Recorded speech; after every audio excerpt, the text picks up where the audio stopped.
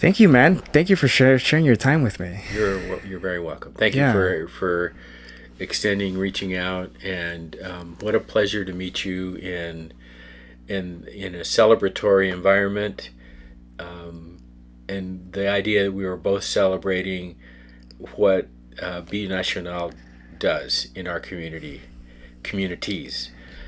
And I think we both agree that Ricardo and his team are really doing a service for a lot of people, and helping what I call quality of life. I have to be honest, when I met you, so I met you at a gala.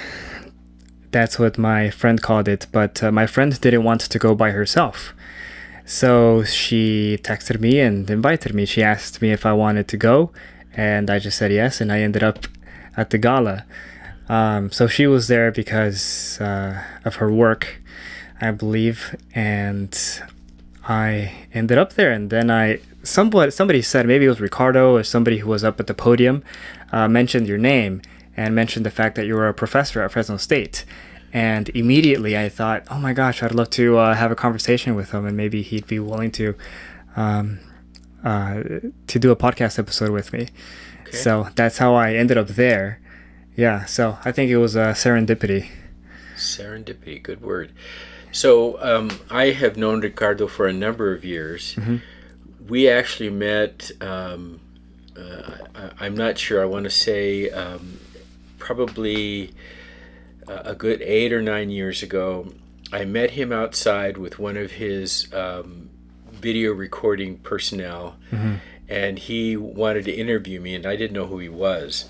So I had done a presentation at the Chicano Youth Conference. I was on my way out walking to the car, and on the way out he says, "Oh, have you got a few minutes? I'd like to ask you a few questions." Yeah. And so I just said, why are you here? What did you present? And tell us a little bit about yourself. And so I briefly recorded probably less than 10 minutes worth of, I'm an instructor here at Fresno State, and okay, it's very short. They wanted me to help present. Be glad to. I've done this many, many times. The topic, I think, was Chicano art and Chicano murals. And Is Ricardo the lawyer that you were telling me about, or no? Ricardo is the person that was at the gala. Okay. The emceeing the gala, and okay. He is now the director for Be Nacional, the one that goes out into the community and Gotcha. does all these things, and they do that under the auspices of the United Way. Okay. So that was my first encounter and first meeting with him. So flash forward, we are at a wedding with a mutual friend, and we actually ended up sitting at the same table. And so here he is with who would become his wife, and we introduced each other. My wife was with me, and I said, "Oh, he goes, I remember you," and kind of flashed back a little bit. And I said, "You know what? Are you still doing that video work? Because I would like to. I'm going to be doing this presentation at Fresno State, and I'd like to record it." And so he said, "Oh yeah.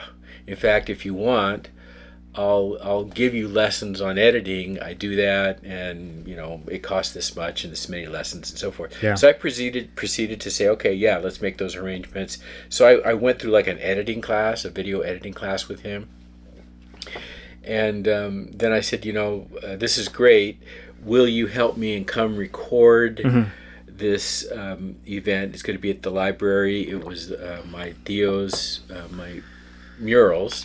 Yeah. And truly, I had been trying to get this exhibit of my uncle's murals, Chicano art, into the library for many, many years, and finally got an audience with the new dean of the library, Dean Hornbuckle, and she says, "Yes, let's do this." We got some dates.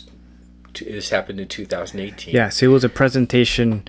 You were talking about the murals that your uncle had painted, right? And this was at Fresno State. Right. So he records it, and then comes the editing process of taking an hour and a half presentation, and I wanted to try to get it down to 40 minutes so that it could be used for classroom use, including my classroom use. Who edited that? I did, and he helped me. And then there's a third person. Her name is Erica, and oh my gosh, I can't think of Erica's last name.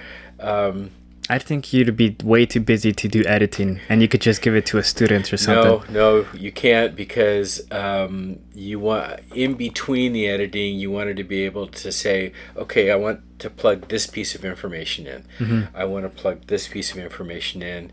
And then he says, well, we need background music. And I said, well, he goes, we need to record you playing the guitar so that we don't have to worry about rights of somebody else. So that became another separate recording session. He goes, plays so much of this, and maybe 15 minutes worth, and we'll loop it and play maybe 10 minutes of this kind of a song. Man, I'd love to hear you play guitar at some point. At some other time, I think I'll hear you play guitar. But so the background on that really music, awesome. Murales y mi tío, is me playing. So when you see the video, Murales y mi tío, it has background in the back. I heard the background music. That's me. Oh, really? Yeah. Oh, okay. I thought it was just background music you had gotten from elsewhere. And I really wanted to do that so that I wouldn't have any issues with, infringement rights. I'd heard people say, oh yeah, if you do recording, make sure you only do 29 seconds, because if you do 30 seconds, now you have to pay the royalty fees. Well, this is your music. Yeah, so that takes care of that. So in that, I began seeing what he was doing in the community, and I wanted to be supportive of that. So I would help him volunteer with things, perhaps give consejos, for lack of a better way to say it. Say, hey, how about trying this, or how about considering this? And so we have become colleagues in working in the community, as well as him doing the video editing of things. And then after we did the video recording of the presentation at Fresno State, I said, there's this guy that my tío kind of mentored, and he's going to come up. Can I do an interview with him, and will you record it? So that's the part 2. That's the interview. Yeah, I saw a little bit of the interview. So when he came up, I said, this one needs to be shorter. This one needs to be 20 minutes or so that if I'm the teacher, I can use this, and then I can say, okay, for those of you that might want to do an additional part to this, or maybe you want to do some extra credit or something, okay, write up this interview. I can probably put some of those murals, because those are online. They can be found online now, right? So since this is a video podcast, I could probably show them as you're talking about them, just kind of make them pop up, So that's what that interview with Joe is we went around the exhibit and stood in front of some of the murals, and I said, Joe, tell us about this mural, and oh yeah, I remember this one. So it's a primary research kind of situation where someone that was there when it was happening is, and that's one of the things that I wanted to demonstrate to students in numerous classes that I've taught is, look, we need to be the people recapturing our own history, because if we don't, no one else is going to go out there and capture our history. Of course. Let me just move this a little closer to you. There we go. One of the things that is important to me and significant is in teaching is for students to recognize that their great grandfather or their abuela have a story, and their stories are very much unique, but they're also very common in terms of some of them are first generation, some of them are second and third generation, and there's numerous topics that can be addressed that show and demonstrate how people have always tried to make things better for the next generation. And I think that's true of any parent. I want things to be better for my children. I want them to have perhaps a better life, because I've struggled, I've sacrificed. So I really want my kids to get an education, or to be homeowners, or to, if they want to start a business, I want to be able to be in support of them doing things. So a question comes to mind because you're talking about the importance, or you mentioned the importance of knowing history. Would you consider the history for the people who have immigrated here? Is it more important to be well versed in the history of the United States than it is to be well versed in, let's say, the history of Guatemala, which is where my family is from, or from Mexico? Is it more important? Is it more crucial to know American history than it is Mexican history or Guatemalan history? Not to say that that isn't important history, but it is just that as American citizens, we need to be well versed in American history. And that is slightly, at the very least, slightly more important. Would you agree with that or push back on that? I think when you say history, part of that is who is telling the historical story and who is defining what is significant in history. So if we want to look at Central American history, if we want to look at Nicaragua and Guatemala, El Salvador, and we say, well, why are people leaving those countries? And what's the history behind the push-pull effect? Why are those people leaving, being pushed out of the country to go someplace else? Mm-hmm. And what's pulling them to the United States? Well, the quality of life. So we look at a quality of life issue. So if you say, well, is it important to know American history? Yes. Historically, has America been receptive to immigrants? In some cases, yes. And in some cases, it's created a tremendous amount of controversy. So if we go back and look at our East Coast, when we had a tremendous influx of immigrants from Europe, because conditions there were starvation, there was economic chaos, and so we have the Statue of Liberty welcoming those people and embrace, and there was a process, and we filtered hundreds of thousands, if not millions, of people in a way that began to integrate them into American society. Yeah. Whereas on the southern border, recent times, and even we go back into the early 1900s, and we only look at the immigration situation with the idea is how can it help us, and when it doesn't help us, we're going to put restrictions. We're going to create a system that perhaps doesn't welcome and doesn't bring forward the idea that America truly is, the idea of the American dream. We welcome everybody, and so forth. So to go back to answer your question about history, I think if you're one of those people that have immigrated to the United States and is wanting to come to the United States, you have to look at, how am I going to be received, and what are going to be my resources once I get there? And that is something that's truly difficult for somebody that's trying to struggle to get across the border in whatever means, whether it's in a legal fashion or whether it's in an illegal fashion. And what's the lifestyle, the choices that they have? Well, if you come illegally, your choices are you have to find work that you can kind of do under the table, and you may not be getting the full pay of what you should be getting paid. I suppose I ask, what comes to mind is mostly, maybe Fresno State students, or just university students in general. And it seems as if we don't have a really good understanding of our own American history anymore. It seems like that's the case, and I would consider myself guilty of this. I don't think that I know enough history to say I'm well versed in history, but it really seems crucial to know why is it that America attracts so many people.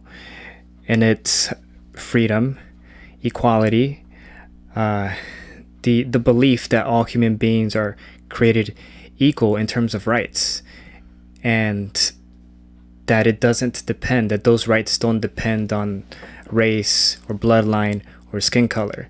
So what led to these great ideas? if we don't know what led to these great ideas in the first place, then we might lose them. So that's at least part of the reason for which I think it's so crucial to really know American history, because we don't want to lose those ideas. We want to learn from our mistakes, but we don't. It seems like there's such a lack of knowledge now of history. So that's why I ask. That's why it seems to me as if perhaps it's more important to know American history for me than it is to know the history of Guatemala, which is where which is where my parents are from. But this is not to say that the history of Guatemala is not important. It is, absolutely. But this is my country is the United States. I was born here, and I want to see liberty thrive. I want to see freedom thrive, and so on and so forth. So that's where I'm coming from. But this is not to say that Mexican history isn't important. You were talking to me about Emiliano Zapata, yes, right? And yes. That seems to me like a crucial history as well. So that's I don't want to get too long-winded here, but that's why I ask. So. Well, it's interesting that, and the reason that you brought Emiliano Zapata up is because there's a picture here in my office that is part of a mural that my tío painted, and it's one of the detail pictures that I took that has been significant because of what he represents. He basically made the statement that I would rather die standing than live under oppression. I've heard it before. Yeah. Mm-hmm. And so with that, during the Chicano movement, and there was a recuperation of many Chicano students that were in colleges, identifying who were the leaders, who were the symbolic leaders that led the revolution against a kind of a dictatorial government that was happening in Mexico, and them wanting the more idea of a democracy where people could vote and have those freedoms that the United States was exhibiting and living and thriving under. And so in that fight, part of that fight was for those things, for that equality, for the idea that people could work hard, be represented within the government, and so forth. So knowing the history of Mexico actually leads you back to the history of Spain. Definitely. And so if you take that same step, then all you have to do is, while you're looking at the history of Mexico, continue going through Central America into South America, and you'll see those same kinds of historical influences that Spain did, because Spain was primarily the country that did much of that conquest through Central and South America. Yes. Also, we look at Portugal. There were countries in South America where there was British and French countries that were claimed by those countries in Europe. So it is significant to look at the history and understand where it came from, because we're really talking about hundreds of years of Spanish history that changed over, starting with Mexico having a revolution. Then we would see Central and South American countries follow that. But in the meanwhile, soon after Mexico claims its independence, it loses a war to the United States and basically loses about half of its geographical property. California, Arizona, part of Nevada, all of Texas, parts of other states that are contiguous with those states. So yes, it's important to understand how and why that happened. And this thing called manifest destiny, right, where the United States saw itself as the country that was destined to control this area that was going to become the United States of America. So understanding that history and again the ideology behind it is significant. So now we go to where do we learn this? And we learn it in school. Can I just ask a question on that? Sure. I understand that this used to be Mexico, Yes. right? It was Spain before that, and it was Yeah. indigenous civilizations Yeah. before that. And I can't say that, that Manifest Destiny was. I can't bring myself to say that was a good thing, just to take over land that doesn't belong to you. But what adds nuance to this, though, is that it ended up being a freer place. Ultimately, at least up to this moment, I'd much rather live here than in Guatemala. I'd much rather live here than in Mexico, because this is the land that has provided my parents with opportunity. It's provided me with opportunity, economic opportunity. It seems much more lucrative to live here, economically speaking, than in Mexico. So if this would still be Mexico, it wouldn't be as free, broadly speaking, generally speaking. Do you have any thoughts on that? Or well, I think it's easy to make that statement. That's a true statement in context now. It's interesting what might have evolved, what Mexico might be like in terms of from a democratic standpoint, had this been, because it would be economically, in terms of resources, it would be a much richer country because of the resources that are in California and Arizona, and specifically Texas, which is full of oil. Mm-hmm. So if you start looking at those aspects of how might it be different from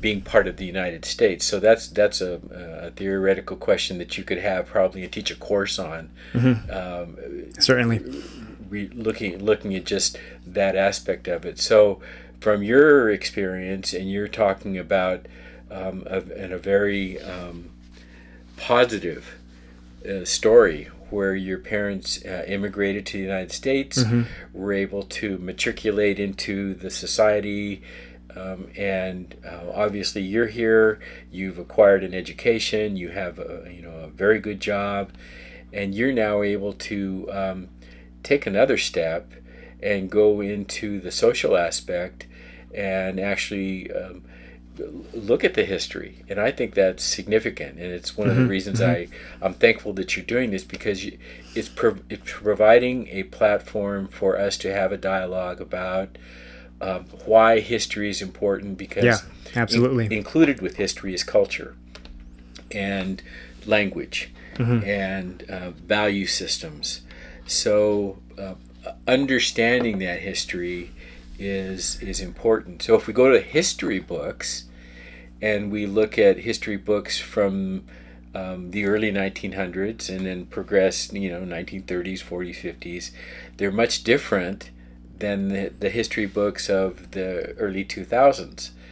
And I say that because now we open a history book of the United States and we actually see people of color represented that have impacted history, whereas in prior books we didn't see that. They weren't mentioned. And I collect old history books, and one of the activities I've done in class is I'll intentionally pass out a book from 1930, one from 1940, one from 1950. History books. Books, and say, I want you to find all the information you can about the Mexican-American War. I want you to find all the information you can about Cesar Chavez. I want you to find all the information you can about the Bracero program. Yeah. And so students won't be able to find in certain books any of these pieces of information. Okay. And then we'll go to a modern book and say, oh yeah, well there's 2 pages on the Bracero program in here.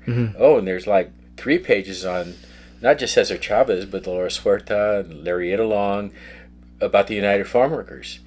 And so our history books have changed, and those have changed because of, I think, the demands for a more equitable education that have been put into our educational system, and those came about not just from the civil rights movement, but continued work by people at all levels, at the education levels, K through 12 and into the university level, where we're saying, look, there's a history out there, and historically we need to look and appreciate all these people that have contributed, because they've made America what it is now.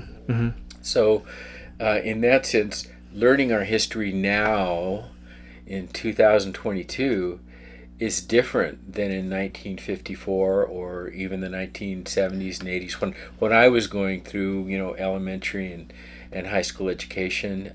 Never had any conversations about minorities, and we had Martin Luther King going on during that time. We had Cesar Chavez going on that time. How old were you when this? I was in high school. Wow. And I knew they existed because my parents were involved politically, and I was made aware that Cesar Chavez what he's doing is important, because he's bringing attention to the conditions in farm workers, for farm workers. Which is already hard. I worked, I picked grapes and picked fruit for maybe 1 to 2 years. So I got that experience, and it was a really good experience. It's harder now. It was much, much harder back then. And did you have restrooms available in the fields? Yes, but it sucks because they're just portable potties, and it's super hot when you walk in there. It's not pretty. So imagine no porta potties. Oh my gosh. Okay. Okay. So did you have water available? Yes. Okay. Yeah. So imagine, unless you bring your own water, there is no water. Yeah, we had to press like something with one hand, and it was sort of awkward to to wash your hands, because you had to press this little button and sort of get water on one hand, and then you have to get the water on the other hand, and it's weird, but it was worse back then because you're saying there was no water. Well, yeah, there was no facilities. The facilities were the irrigation ditch, or the irrigation that was watering the plants that you're harvesting and so forth. So in that sense, looking at where the worker was seen in terms of the valuing the worker, and part of it is we're just talking about health and safety issues when we're talking about a porta potty and washing your hands and having water so you don't get heat stroke and those kinds of things. We haven't even had the pesticide discussion, but that's certainly a part of it, because I can recall when I was very young and we picked tomatoes, and remember coming with this dust that was all over you that you got off of the plants, and it was a pesticide.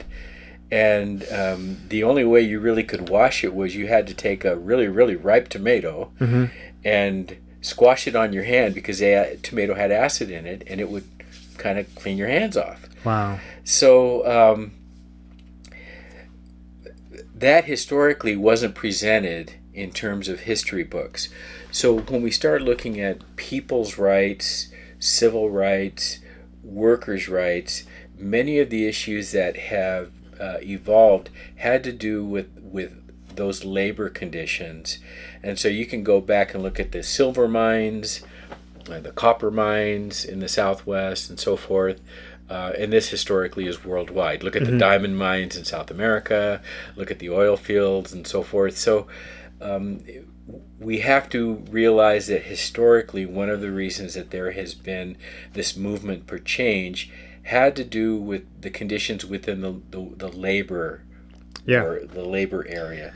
So Cesar Chavez was necessary, and the people that supported and helped him. So he didn't do it by himself. There was a lot of people that were there supporting him, and then he realized that the only way I'm going to get this out there, or the United Farmers realized that they needed vehicles to communicate this, and one of them was the Teatro Campesino, which was evolved by Luis Chavez, who started doing skits for people, highlighting the importance of why they needed to have a union, the importance of union rights and so forth, labor rights. And he did this in little they were called actos. Yeah. And he did it to an audience that was very much non-literate, so they had to be something that they could visually understand, and then say, okay, yeah, I understand why we need to have this union, because yes, I see how the foreman is taking advantage of me and so forth. Sure. So again, we look back at the concept of history. That's just one part of history. Yeah. And so within the involvement of the Chicano movement, along that timeline was this united farm worker aspect where many people could relate to, because many of us had family and or we were involved in the actual farm labor work. So as you guys are asking for to be treated equally, to be treated fairly at work because of the harsh working conditions, as that actually starts becoming the case, as equal treatment actually starts occurring, do you believe that we should ultimately assimilate into to the point where we're American first and Guatemalan second, Salvadorian second, Mexican second, but primarily we just want to be treated as human beings with equal rights in the eyes of the law and the eyes of God, but ultimately throughout this process we should assimilate, and by assimilate I mean adopt the dominant culture, which is American culture. Do you feel like that's what we should, maybe that should be an ultimate aim? I think that's an individual decision, and if we look at the concept of what assimilation means, and does it mean that I no longer speak the language of my parents or grandparents? Does it mean that I no longer practice the traditions that were practiced by my parents and or my grandparents and further on? And do I no longer participate in the cultural aspects that have been significant to my family? And so we're in early November. We just had Dia de los Muertos, which is November 1st for children, November 2nd for adults. And this is a practice that really evolved with the blending of some cultures, indigenous culture and Spaniards, and has evolved into an acceptance by, and truly in many aspects of America, because we all have people that we've lost in our lives. And we all value the idea of remembering those people and celebrating their lives. So I think, for an example, Dia de los Muertos, I think is a phenomenon, a cultural aspect that has been embraced by the dominant culture in America, and they're saying, you know what, this is an interesting part of your culture that I think I would like to start practicing. And yes, I want to celebrate the memory of my ancestors, people who have passed away before me. So would you say that now the Americans are assimilating, Anglo-Americans are assimilating in a different direction, or they're saying, okay, you know what, I'm willing to take a look at this aspect of culture and fit it into how it fits into my lifestyle or my cultural practices? So that's one example. And I use this in class sometimes where I'll say, okay, so how many of you have been to a birthday party where a piñata is there? And, virtually all the students will raise their hands. Oh, yeah, and was that something as a child you enjoyed, that you, wanted to be a part of because, hey, there's candy coming out of this animal at the end of this thing, sure, and I'm going to get some candy. Yeah. So there's a cultural practice that in some cases had been embraced, has certainly was not part of an American culture practice. We didn't hear about the Pilgrims having piñatas. Yeah, this is like reverse assimilation or something. Well, so when you have this discussion of assimilation, I think you have to look at individual, and then there's also geographical practices. So if this geographical practice here in the Southwest is something that we're saying, yeah, we do that, but in New Mexico we do it a little bit differently. I think what I mean, well, as far as I understand, well, to be clear, I do think assimilation is a good thing, and you're totally welcome to push back on that, of course. But I do think that we should assimilate because American beliefs and ideals, specifically liberty, freedom, justice, the idea of limited government, those ought to be adopted by the people who come to this country. And what does it mean to be American? Well, as far as I can tell, it's to stand for freedom. It is to believe that what makes us us is not our race. It's not our bloodline. It's not the color of our skin. It's something much more fundamental than that. It's our humanity, and more or less, that's what I think it means to be American. And we should embrace those values. I totally agree that those values are something that many people around the world would cherish and love to have. Yeah. And love to be able to practice. So I think along the way, striving in terms of assimilation to those values, that's real easy for people to accept. And I couldn't agree with you more in terms of assimilation. But for other people, their view of assimilation is you don't speak Spanish, or you don't speak another language in a public place because I don't understand it. And we're in America, so you speak English. Yeah. So if the view includes the idea that it's one language only, whereas if you go worldwide, the idea of speaking multiple languages is actually valued. And I think we're making a transition in many educational settings where we're saying, okay, you know what?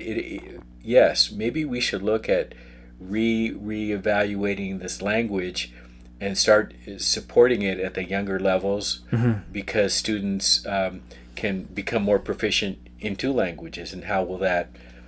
To me, that makes us a stronger country in many ways, because we have this ability to communicate with more people. That's interesting. I would think that I am not against not learning Spanish.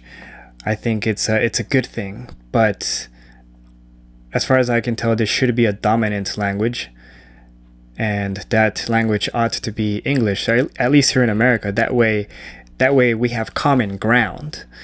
Yes, at home I'll speak Spanish with my parents, even with a lot of my friends who speak Spanish. Yes, but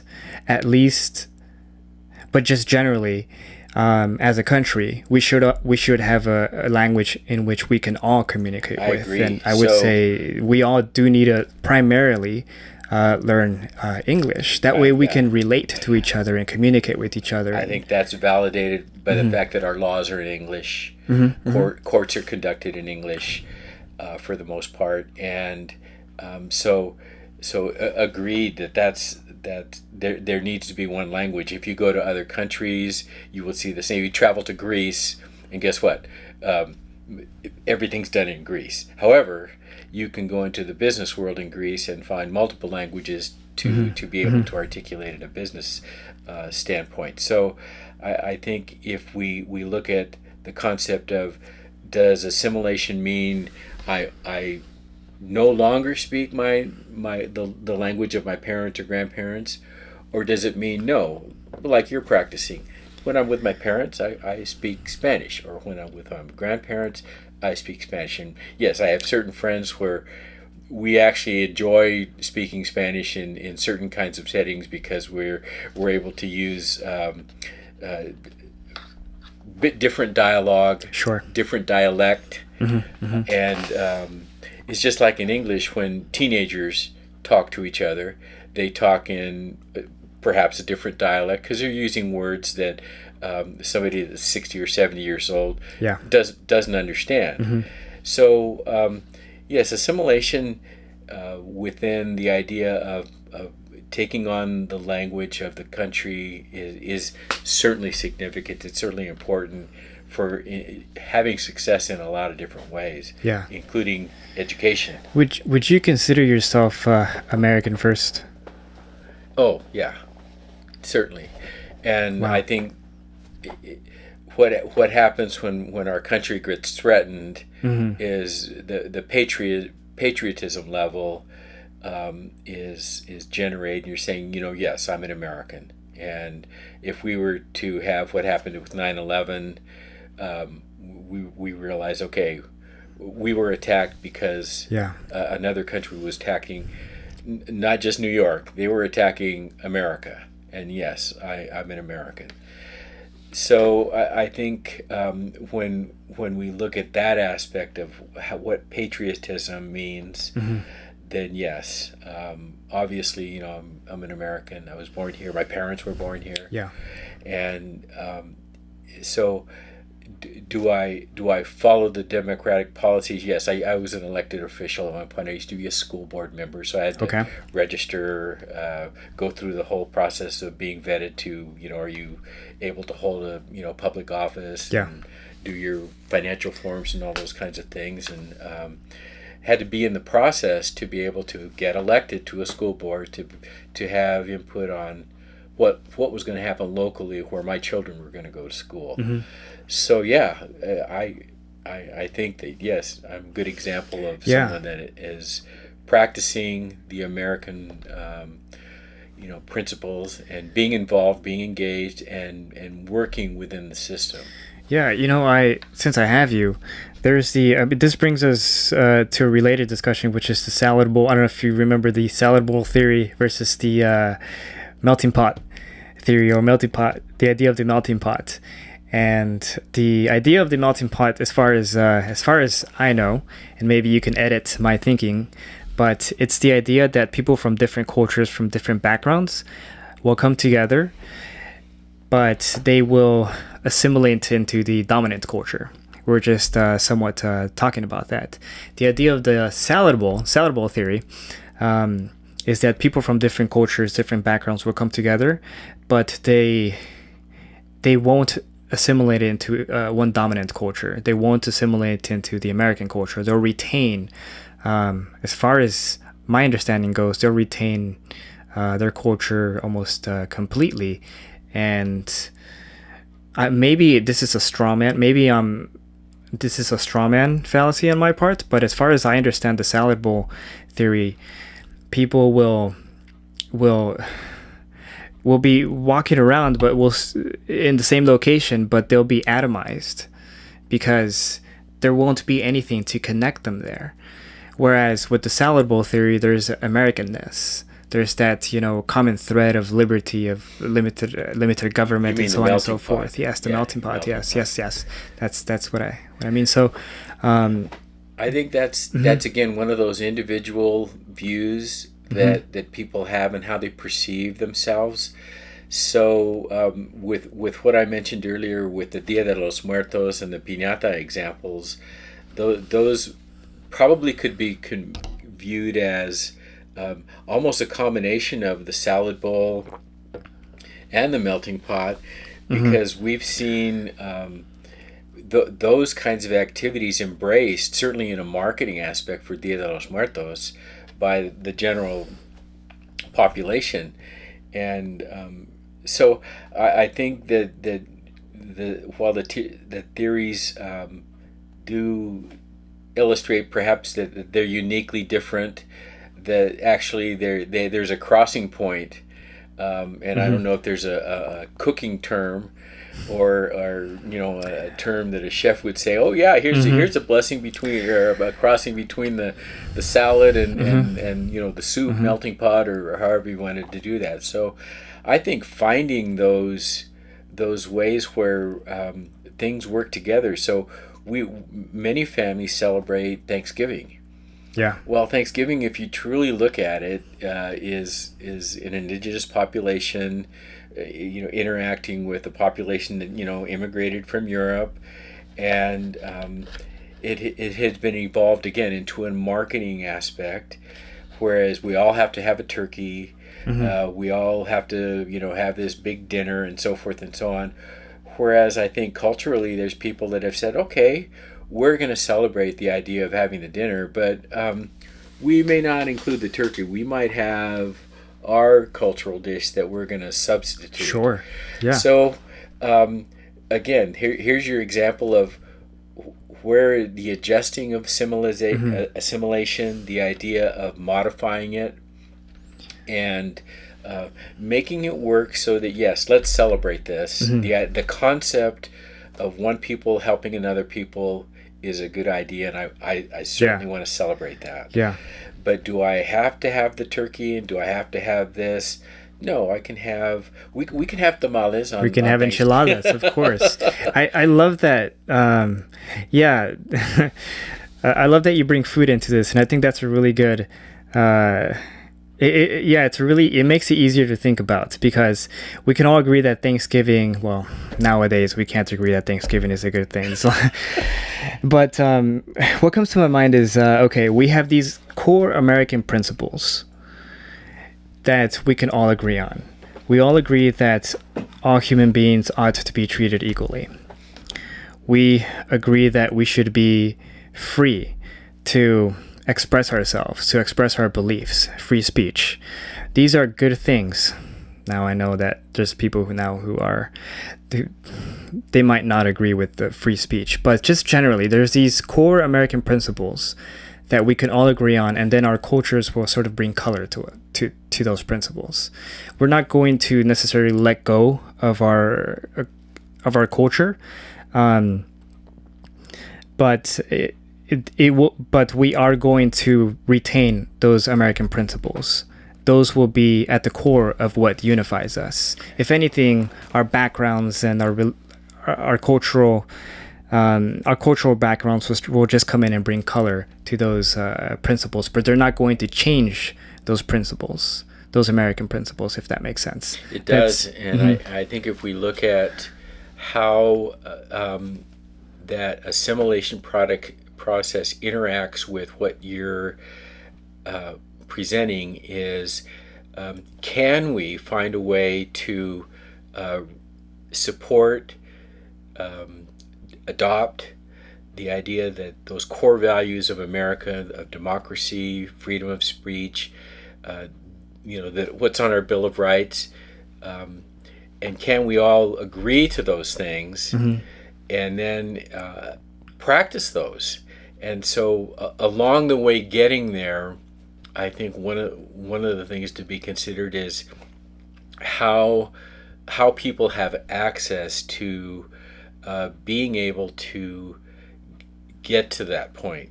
So do we all have equal access to those opportunities? And so I think you have to look at objectively, what are the access, or what creates that access? And part of it is education. And education can include into the elementary level, are facilities equal? Is funding levels equal? Are the qualifications of people that are doing the instruction equal? And so when we look at that concept of equality, we have to be able to apply it in many different circumstances. So let's take it into the community level, and do all communities have the same access to recreation, parks, trails, bike trails, those kinds of things, in terms of, again, the quality of life. So the concept of access and equal access can be applied in a lot of different areas. And so when we start addressing those questions, and saying, yeah, you know what, all those things are equal. Well, I don't think they are. And so that's what, in many cases, groups that don't have access are still striving for. And we could look at our own community here in Fresno, and we would say, that concept of parks, is that an equal kind of thing? Well, no. If you look at different parts of Fresno, there aren't those parks that we're talking about. And if we look at the school facilities in different parts of Fresno, we can see that there may be movement to make them equal and accessible, but are they? So I think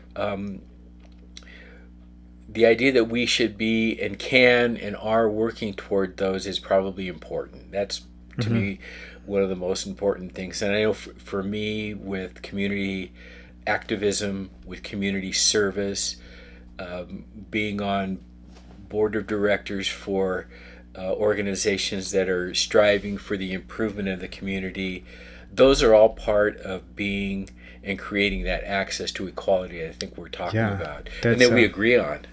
Yeah, that's a important concept. What would you say is the main reason that inequality exists? I know that's a really broad question, at least when it comes to the Hispanic community. Well, I think part of it is the idea of the knowledge of how to impact the system, and so that includes not just voting, being registered to vote, knowing the topics to vote on, and so forth, and knowing the side so that you're making a vote that represents what your thoughts are. You need to be informed. Exactly. And then the other part is the idea of having civic participation. And so the things that impact that are many people work long hours because of the rate of pay that they make, and they perhaps aren't able to put in volunteer hours because of their jobs, and they have to work long hours to survive and provide for their families and so forth. The other is not having the knowledge of again, access to what that civic participation means. And that can mean, coaching your son or daughter's little league team or soccer team, or taking a part in the local parent teachers association, doing their fundraising, being a part of parent career day in schools, going on the local trash pickups that our mayor is featuring right now in Fresno, which I think is awesome. Yeah, it's a way for us to say, okay, you know what, I'm going to go help pick up trash too, because that's important to me. Absolutely. So I think knowing that people or people not knowing how the steps to be involved with that you have to kind of maybe get on the internet and go say, I'm going to volunteer and show up on X time and place, or you know what, I have to go down to the school, but man, I can't go because I get home at 6 o'clock and the school's closed. So part of it is, again, that access, and that access may have some obstacles to people that perhaps, again, working conditions or language barriers. Yeah, it sounds like we need more education, more information, more knowledge. You wouldn't say that racism would be the main driver behind inequality today. It doesn't sound like you would say that that's the case. No, I think it's more of education level, information, and then some people it's cultural, where they haven't seen in front of them a model that engages, and so when you don't have that model in front of you to say, no, you know what, I'm going to go down to the Board of Education meeting because I've seen what a presentation in front of the board means and what the impact can be, and unless you inform the board members of what you would like to see within your school, how are they going to know? So part of the responsibility, the civic responsibility, is I'm going to go to that board meeting. So I can recall in the early 1980s, I was involved with a program with migrant education, and I was hired as a consultant to train migrant parents about Board of Education meetings. Okay. And that training included informing them of how they could access a meeting, that they had a right to ask to be on the agenda, and that you had to do that in advance. They had the right to speak in public, and there might have been a time limit on it, but they had to go register and say, I want to talk. That they also had the right to be on the agenda with a specific item saying, we would like to see our playground equipment in the playground upgraded, or we would like to have some playground equipment. Mm-hmm. So in doing that, I had to teach them about Robert's Rules of Order. Mm-hmm. Had to show them how to develop a set of notes so that they could give a presentation in front of a microphone, in front of an audience, and not be intimidated.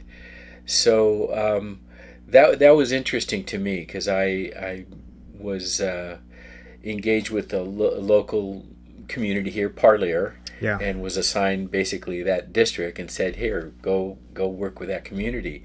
And it was very interesting, very interactive. I can recall, going to one of the meetings and being very proud to see them be able to get up and say, Madam Chairman or Mr. Chairman, giving respect to the people that we're representing, and as well as listening to the response, and then having a question, the next question, if they didn't answer your question, Mm-hmm. or if they did answer your question, being prepared, and then the look on their face afterwards, saying, "Wow, they're going to consider, putting in another set of swing sets, Mm-hmm. and they're going to consider separating the kindergartners from the other kids, because Yeah. The kindergartners never get to get on the swing sets." Yeah, it's really refreshing to hear you say that you don't think that racism is the main cause of inequality. Because when I look at social media, it seems like the majority of people, at least on my social media feed, think that the main reason behind inequality today is racism. And it doesn't seem like you think. You said that you don't think that's the case. It's I don't a think factor. it's. Yeah, no, it's definitely a factor, but it's not the. It's as far as I can tell, it's not the main factor. It's a contributing factor because of the history behind the non-evolvement of this has been racism. And so in order to change that, in order to have a cultural shift, there has to be the idea that people know that they have access, and Mm-hmm. then once, how do you in that access, how do you now go and participate in that? So that's the instruction that needs to take place. So I know that both of those people that I was working with training felt empowered that they could now go to a group of parents and show them how to be involved in their kids' classroom. Mm-hmm. Have you ever gone to the teacher and say, I'm willing to come in and show how I make mole, or how I, let me show them how, we do this particular Yeah. practice. So Part of the reason why the English language is so important, because if my folks, their English is okay, but it was difficult for them to communicate with my teachers growing up because their English wasn't perfect. So that could be a little intimidating, and I noticed that growing up. But if my parents would have been fluent in English, they would have had more communication with my teachers growing up. So let's take that to the other side. Mm-hmm. And so what role did the teacher play in terms of being receptive to the idea that here were some parents that they're concerned about their kid? They're here at this meeting, Mm-hmm. and they want to be involved. So I need to recognize that. And so I'm going to do my best to either have an interpreter there or have someone that can help translate. And I'm going to try to understand what their wishes are, what their concerns are. And I also need to be in a position to say, what, Ivan needs to work on his punctuation skills. Yeah. Ivan needs to work on turning his homework in and not leaving it in his backpack. And being able to address that, saying, putting responsibility, that they play a role, and saying, okay, I'm going to make sure that he brings his homework in. I'm going to ask him if he has his homework. Mm-hmm. So how the parents are received, and if they're received in a positive way, in a welcoming way, then it can be normally very, very productive. but I don't know that that practice has been. I don't know if that practice is always the practice. Yeah. And I think in past cases, that hasn't been the practice. And so that could be looked at as, well, the teacher has a racist point of view. Well, is it racist, or does that teacher not understand the significance of Yeah, Gee, I wouldn't be so quick to jump to racism. Right. I think it seems like a lot of people nowadays are quick to jump to racism, but I'm not so. I don't make that jump so easily. Yeah. I think you have to factor in all sides. You need to be able to look at both sides of what's going on. Absolutely. And part of it is being able to empower, again, that principal and or those teachers. And it really goes upwards and saying, the school board, they have to be aware that, hey, there's some concerns out there, and we need to train our staff to be aware of these concerns. Yeah. In talking to you, you sound like such a reasonable person, and it's really refreshing. Based on, just in comparison to all the stuff that we see on social media and on the news. So we started our conversation before, as I was setting this up, we were talking about our old president, President Trump, and we were talking about the wall. And I thought that was a really interesting conversation, and we both made some interesting points. And I asked you the question, if you thought it was that the wall was a good thing or not. And you said no, I said yes. And my point was, it may not be the best solution, but it's a solution. And the wall doesn't mean that as a country we don't want people coming into our country. It just means that we want to create a better filter. We want the people who are going to work hard to come in, and we want the people who are trafficking, for example, human beings, to stay out. And what we really want is a good filter. So if a wall's a solution, maybe it's not the best solution, but it's a solution, then hey, I'm all for it. However, you don't jump to that conclusion with the wall. So what were your reasons? And I thought that you made some valid points. Well, when we were talking about that, the point of conversation came up because there's a piece of artwork here in my office that symbolizes perhaps some resistance to the idea of maybe not just the wall, but I use the term the ideology of what was represented by the administration, the Trump administration. Yeah, I remember. It's the painting or the it's the piece of artwork that you have that has a little fist. It has a big fist in it. And that's what, there you go. It's a big fist, and that's what sparked that conversation. I asked you about it, and it led to to us talking about the wall, or me asking about the wall. And so I think one of the things that has impacted that concept, and one of the things that I brought forward in terms of how I see this was during the campaign prior to becoming president, he put the wall as a very significant aspect of his presidency. And he goes, I will build a wall. And then the second part of the statement was, and Mexico is going to pay for it. So I think that kind of creates a situation where unless you've had conversation with the government of Mexico and their representatives, and unless you represent the United States, which prior to him being president, he didn't.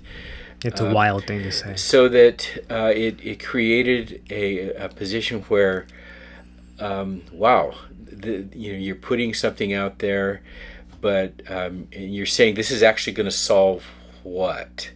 And so the dialogue never really went on the significance of just building a wall, because, and I believe he made the statement that all Mexicans were drug dealers, drug lords, and he kind of made that statement in a general statement. So he categorized people, stereotyped people in a way that some people saw as racist. And so, well, while we say, shouldn't jump to racism, well, in this case, I think that could be the way it was perceived. Yeah, I never interpreted it that way. That specific statement, I just interpreted him as saying some of the individuals that come from Mexico are that way, which is true. Every tree has its bad apples, no matter what race we're coming from. So I didn't interpret him. I interpret him as saying all Mexicans are that way. But every tree has its bad apples, and there are a few people who are going to cross the border Right. and are drug dealers and human traffickers, and so on and so forth. So that's why I never. That statement didn't cause me to think, oh, he's racist. However, his attitude, terrible. Just the way that he presented himself, Right. his character, I suppose, I wasn't pleased with, and I could absolutely see why it is that many people felt offended by him. So if we take that same scenario, and I think one of the things that I mentioned is if you look historically at walls, there was one in China. It's called the Great Wall. It's a great tourist attraction now. Right. It's an architectural marvel. But did it work? Did it fulfill what it needed to fulfill? And keeping peoples apart. So at the time it did. Now it serves as a great tourist attraction for China, and China and our relationship with the United States is different than it has evolved. And then I mentioned to you about Ronald Reagan and his relationship with Gorbachev, and basically they're in Germany saying, hey, take down this wall, and the wall did come down. And what it did was it created a scenario in the relationship between the Soviet Union and the United States that it certainly evolved and changed in a very, I think, a positive way. Now that has, again, evolved in a different direction since then. Yeah. But historically, if we look at the purpose of walls, and in this particular case, I said, well, I understand that millions of dollars were spent on the wall while Trump was president. And what if we would have taken that same amount of money and used that for infrastructure in the United States and reinforced bridges and improved roads, and or if we would have used that same amount of money to create centers to intake immigrant populations where we could have those filters, more judges, more people working with Homeland Security, more people evolving in the idea of processing that we're seeking asylum, rather than buying a lot of metal and putting it up, really paying millions of dollars. And I don't have an exact figure. I could probably get that figure if I did a little bit of research, and put it into a people of that would help us create that filter that I think we both agree is needed. Yeah. And so I told you a short story about my relationship with somebody that worked with Homeland Security. Yeah. And how they had worked in Gitmo in Guantanamo Bay, had they worked in Nepal and worked in different countries, dealing with people that were seeking asylum on different kinds of levels. And the vetting or the process of interrogating, interviewing, however you want to use that word. I think interviewing is probably a safer word. People that were, saying, hey, I don't want to be in my country, I want to come to the United States. And these are the reasons why. And so we see that phenomenon right now with tremendous amount of immigration coming from people that have left Venezuela. And they're leaving because of political, economic situations that are very dire. And they see the United States as a place where opportunity. Yeah. So I think, to look at the concept of it's how you spend the money would be be better off spending the money of the infrastructure of people and creating those centers that we talked about Yeah, I so suppose forth. it partly is because of what the wall symbolizes in people's minds. It's something so archaic and so primitive, I suppose. And there are better solutions to create a filter that will bring in the people who will benefit the country and put a stop to the people who won't benefit the country. Yeah, and then the other aspect is looking at how that dealt with the relationship with Mexico when they hear, oh, the president that's going to be elected has already said that if he gets elected, we're going to pay for this wall that's going up. And so it didn't create a positive situation in terms of helping our relationship with Mexico. So again, if you would have taken the resources, money, energy, and said, Mexico, you know what, let's sit down and let's work on this situation together. And let's figure out how perhaps you might want to make it attractive to stay in Mexico. And maybe there could be opportunities created there where they say, you know what, maybe I don't want to go to the United States. Maybe this job or this housing or this scenario here in Mexico is good, and maybe I want to do this instead of that. So yeah, let's help Mexico create the conditions that will make people want to stay in Mexico. So that's a better route. Yeah, and we're talking very ideologically. Yes, today. Absolutely. But I would love to see that conversation take place. I rarely hear that in the media, or I've never heard that conversation on television. And it's hard when the conversation was, we're building a wall and you're paying for it, and period. That doesn't give anybody a reason to embrace or say, okay, yeah, I can work with that. No space for conversation, for dialogue. Yeah, so I think a lot of it has to do with, again, the ideology that I spoke of, and it's not necessarily the person, but the ideology that is put out there, and truly is that the direction that represents our Constitution, our Bill of Rights, as you and I perceive it, or you perceive it, or as I perceive it. And I'm saying, well, you know what? We really haven't given Mexico an opportunity to work with this. We kind of threw an ultimatum out. Oh, you're going to pay for this, right? So in that one example, and then I went on to talk about the idea that there needs to be this voice of the other side, and you have to be willing to listen to that voice of the other side and say, okay, I get it. I hadn't thought from that perspective. Let me think about that.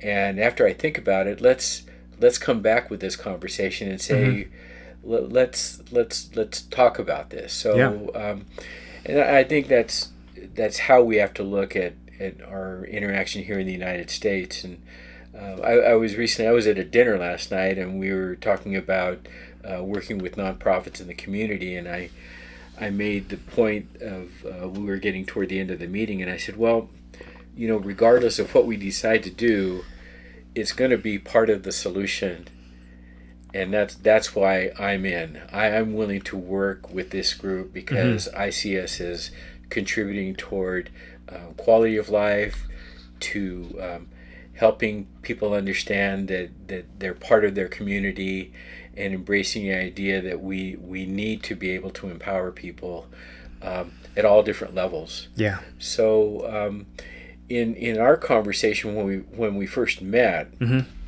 and we met at a gala for an organization called Binacional that is doing much of the work that is under the auspices of the United Way.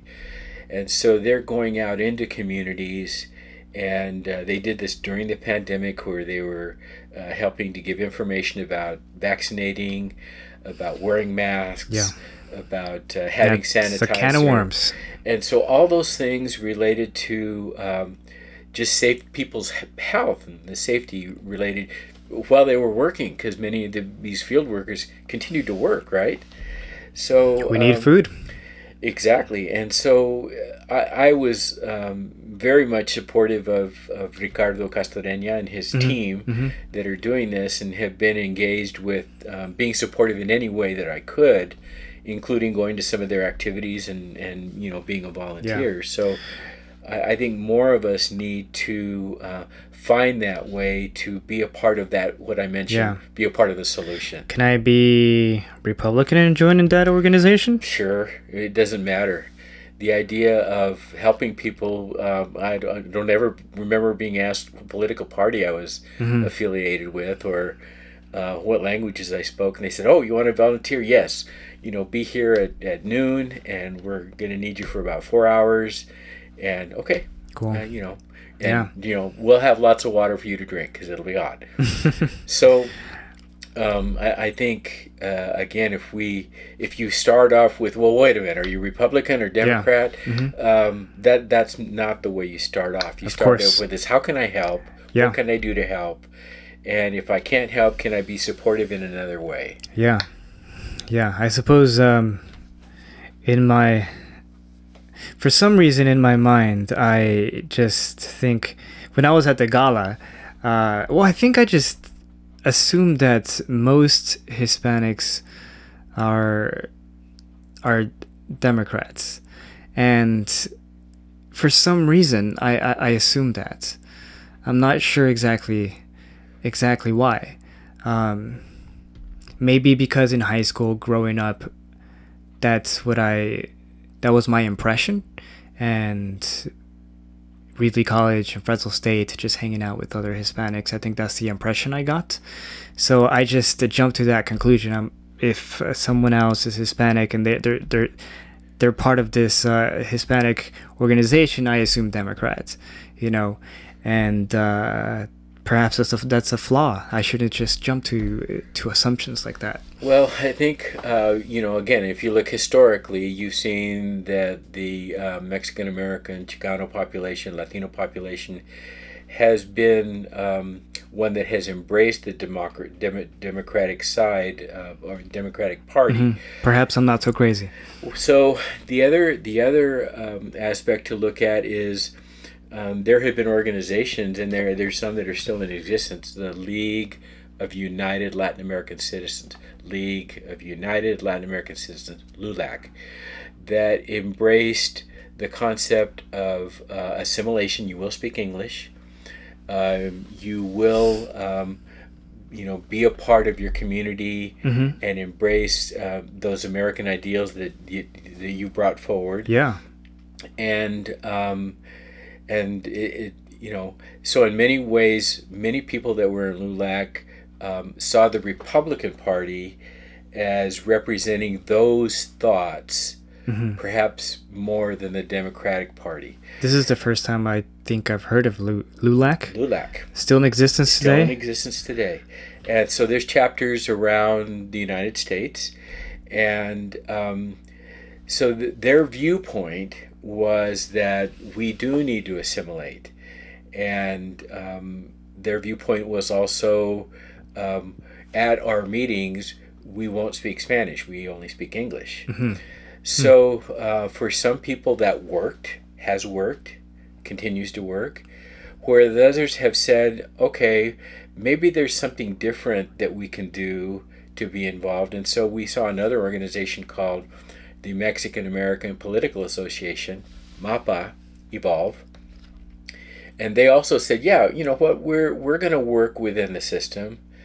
However, we want to be able to speak Spanish perhaps at our meetings and with each other.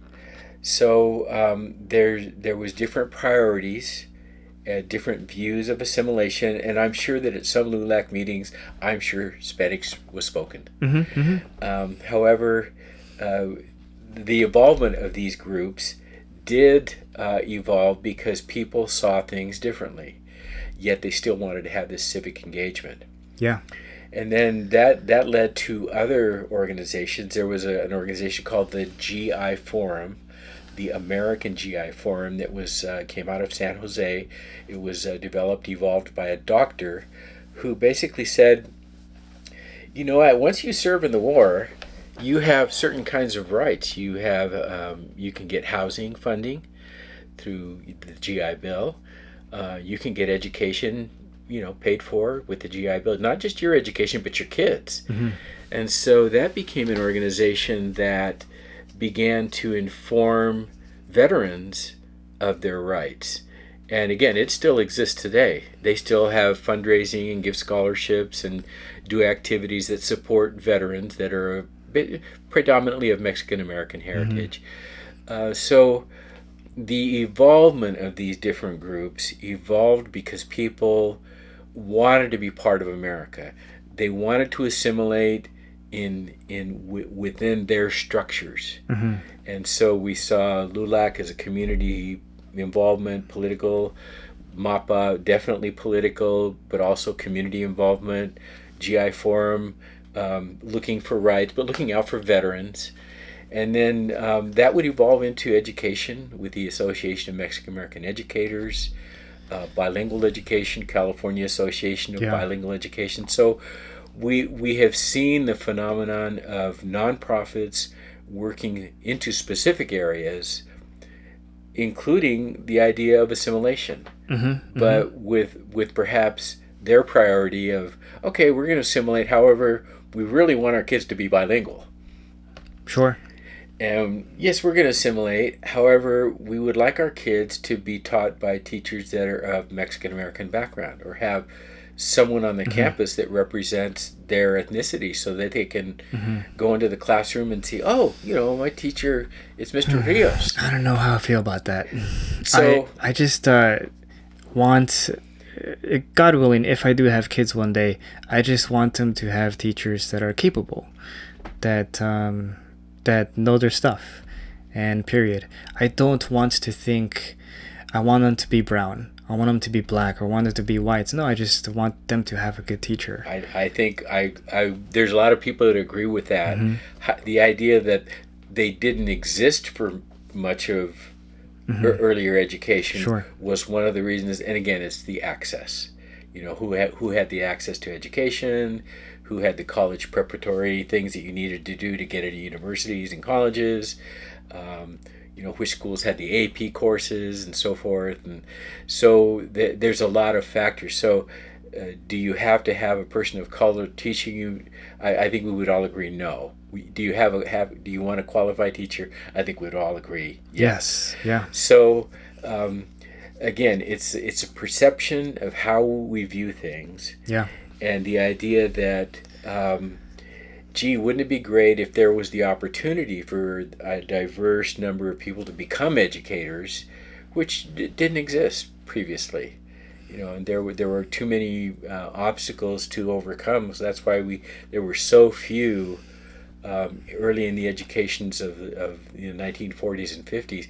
You didn't see it was almost an anomaly. I'll give you an example within my family. My grandmother was, in 1929, the first Mexican to graduate from Lindsay High School. Yeah, I remember you telling me about that. And I thought that was so significant because our grandmother was adamant about us as the cousins, the grandchildren. You will go to school. You will get an education. You will be a good student. And you can't argue with your grandmother. That's a battle you're always going to lose. So that instilled, I think, in many of us the idea that, okay, education is important. And wow, there's this thing called college that perhaps we also thought we could have access to. So by people breaking barriers, and certainly my grandmother broke a barrier. It created the avenue for my mother, who in many cases, her generation didn't go to college, and she was supported by her mother. No, she has the opportunity. She's smart enough. She should go to college, and my grandfather necessarily wasn't supportive of that. Because of her gender. Because of her gender, yeah, she should get a husband and be married and have kids, and that was her role. And there's nothing wrong with that. And there isn't. However, the fact that she broke a barrier created a vehicle for myself and my sister to say, you know what, our mom went to college. Actually, our dad went to college too, so we know it can be done. And now they put it up as an expectation rather than an option. Like, no, you will go to college. So when that's put in your and they have already done it, it creates a situation where now the access is, again, when my kid became of age in high school, you're going to college, you just figure out which one you're going to.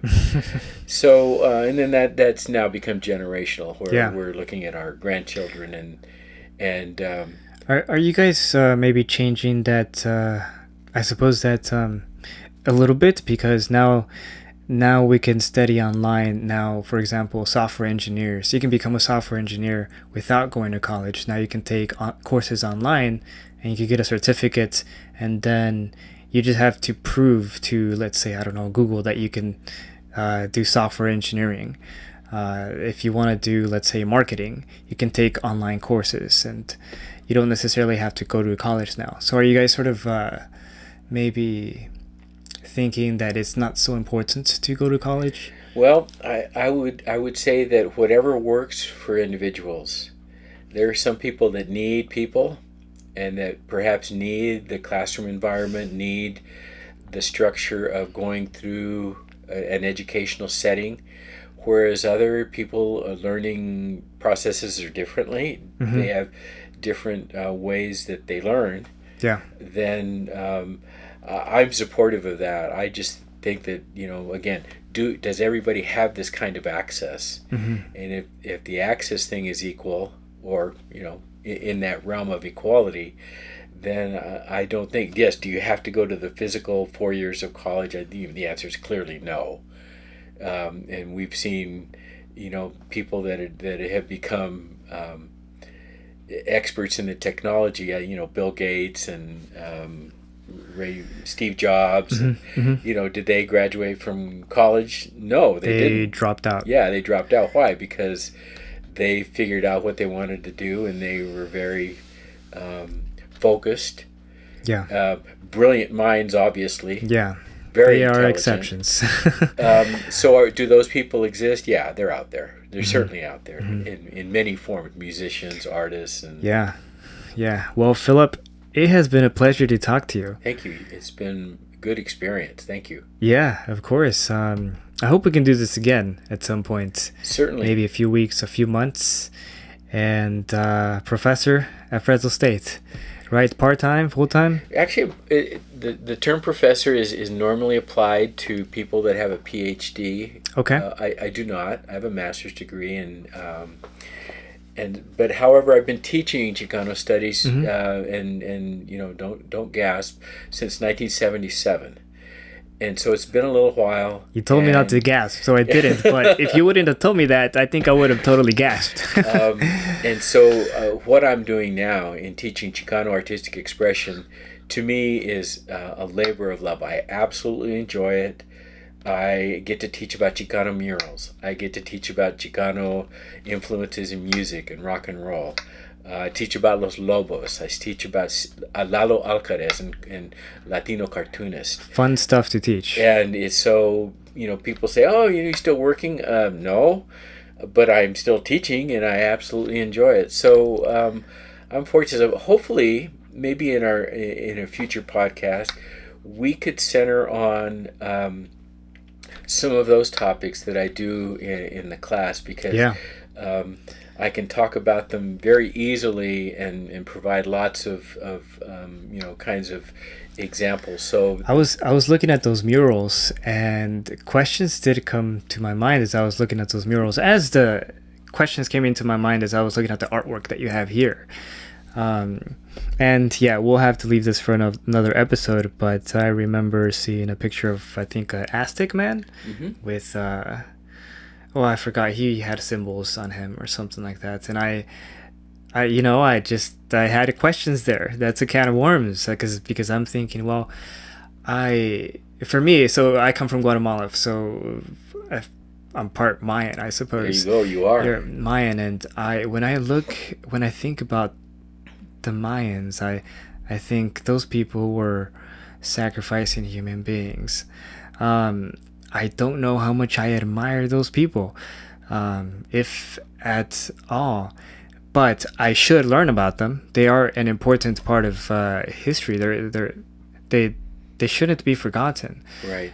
But I was thinking, well, I wonder what Phillip Gonzales thinks about that, how he views that. And there was, I think I saw Malcolm X on one of those, Right. in one of those murals, right? Yes, Yeah. yes, yes. And what a question that came into my mind. I know these are all big questions, but Malcolm X. I learned very little of Malcolm X in school. Mostly, of course, I learned about Dr. Martin Luther King Jr. Yeah, yeah, but not Malcolm X. And I just wondered, well, does Philip think that Malcolm X was as effective as Martin Luther King Jr.?